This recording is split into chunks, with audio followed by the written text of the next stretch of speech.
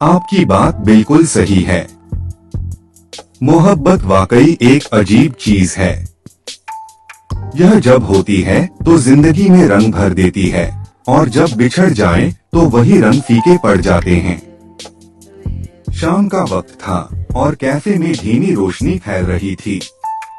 रिया खिड़की के पास बैठी थी, हाथों में कॉफी का मग था, लेकिन निगाहें दूर कहीं खालीपन में टिकी थीं। उसकी आंखों में एक अजीब सी उदासी थी, एक ऐसी उदासी जो हाल फिलहाल में उसकी पहचान बन गई थी। आज उसे अपने कॉलेज के दिन याद आ रहे थे, खासकर वो दिन जब उसकी जिंदगी में आकाश आया था। आकाश एक हंसमुख दिलदार लड़का। रिया को आज भी याद है पहली मुलाकात। कॉलेज की कैंटीन में वो अपनी दोस्तों के साथ हंस रही थी और अचानक आकाश की नजर उस पर पड़ी। एक दो मुलाकातों के बाद उनकी दोस्ती कब मोहब्बत में बदल गई, उन्हें पता ही नहीं चला। वो दिन कितने हसीन थे। आकाश का साथ, उसकी हंसी, उसकी बातें। रिया को याद है कि कैसे वो घंटों लाइब्रेरी में साथ बैठकर पढ़ते थे और पढ़ाई से ज्यादा एक दूसरे की आंखों में खोए रहते थे।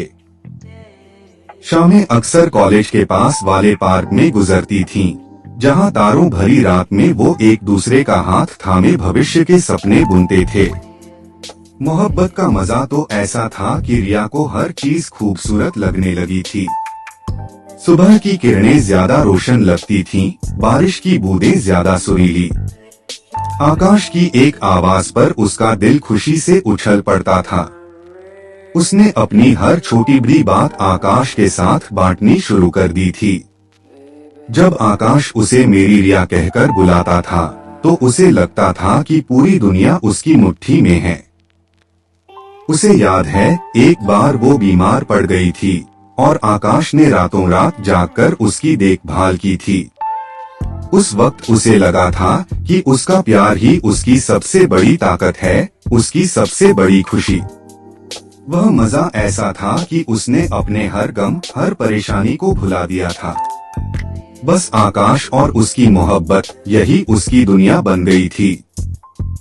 लेकिन कहते हैं ना, हर खूबसूरत कहानी का अंत उतना ही खूबसूरत नहीं होता।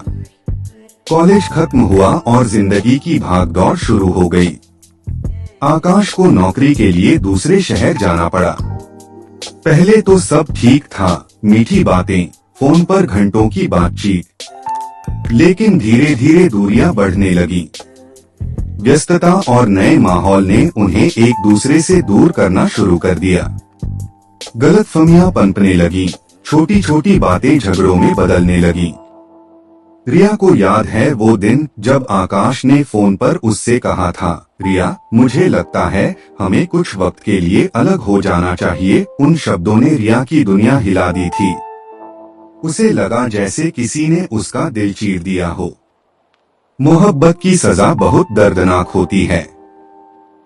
वही फोन जिससे कभी घंटों मीठी बातें होती थीं, अब एक बोझ लगने लगा। वही यादें जो कभी खुशी देती थीं, अब आंखों में आंसू ले आती थीं। हर रात रिया तकिए में मुंह छिपाकर रोती थी। उसे भूख नहीं लगती थी, नींद नहीं आती थी। उसका कमरा जो कभी आकाश की यादों से भरा रहता था, अब उसे काटने को दौड़ता था। कॉलेज के दोस्त भी उसे पहचान नहीं पा रहे थे।